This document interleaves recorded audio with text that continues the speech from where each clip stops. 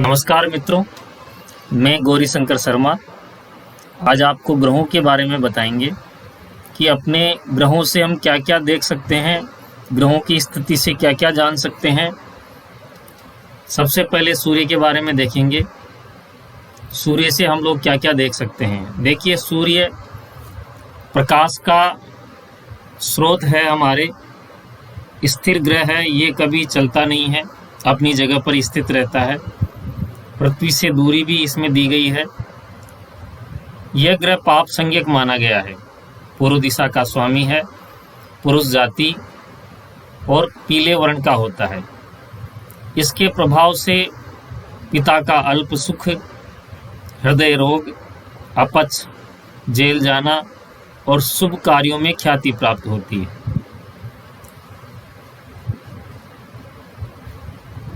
चंद्रमा के बारे में जानते हैं तो चंद्रमा पृथ्वी का उपग्रह है। ये पृथ्वी की परिक्रमा करता रहता है और सबसे निकटतम ग्रह भी यही है।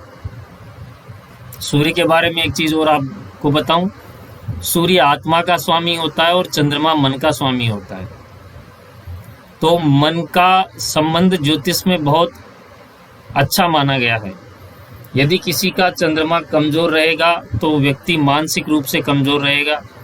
चंद्रमा बली रहेगा तो मानसिक रूप से वो भी बली रहेगा। इसलिए इसको शुभ ग्रह माना गया है।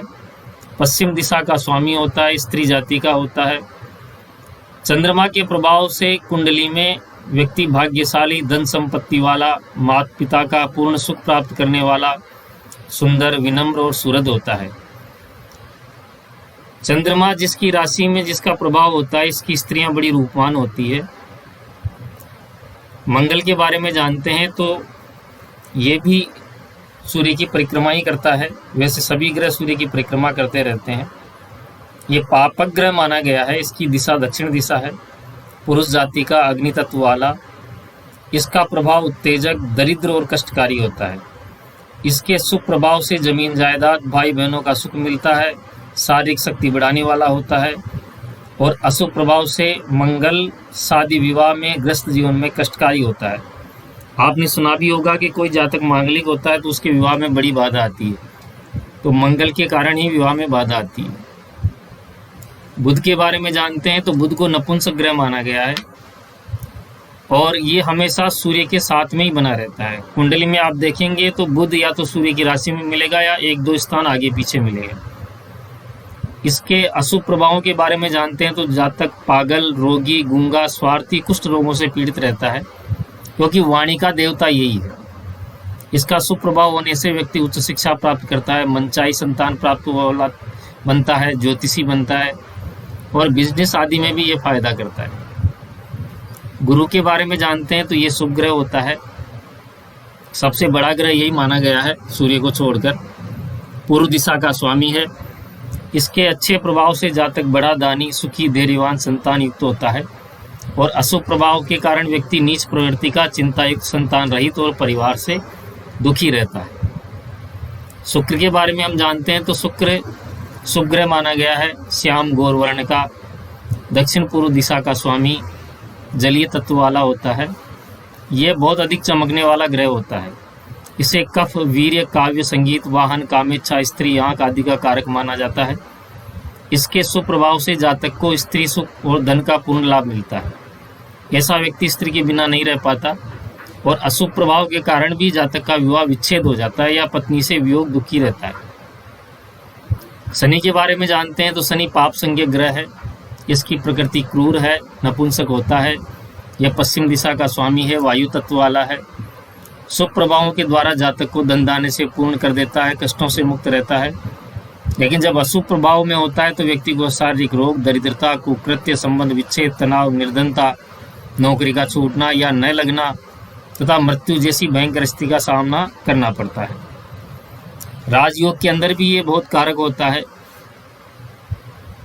राहु के बारे में जानते हैं तो ये क्रूर संज्ञक है, पाप संज्ञक है, दक्षिण दिशा का स्वामी है, काले रंग का होता है। इसकी अवधि किसी भी राशि में 7 वर्ष की होती है और पृथ्वी से बहुत दूर रहता है। सबसे धीमी गति का ग्रह है, लेकिन दुर्भाग्य का सूचक है। और कभी कभी यदि अच्छे स्थान पर बैठ जाए, अच्छे शुभ ग्रहों की दृष्टि पड़ जाए तो सौभाग्य भी दिला देता है। ज़्यादातर विदेश यात्राएं राहु ही करवाता है।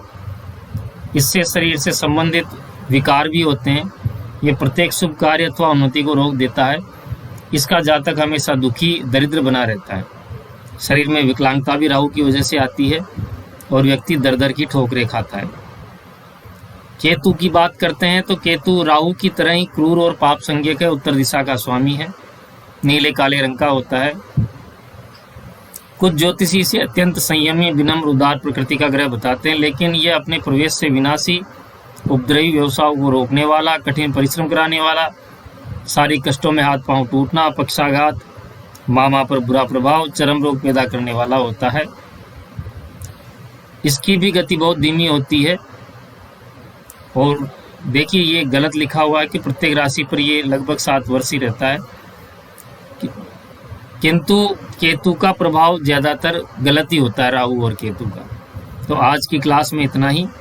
कल हम लग्नों के बारे में जानेंगे कि कौन से लग्न में कौन सा जातक क्या क्या कार्य करता है, उसका क्या स्वभाव है। कल से हम सब लोग कुंडली देखना देखेंगे। मेष लग्न से प्रारंभ करके मीन लग्न तक की कुंडली हम कल देखेंगे।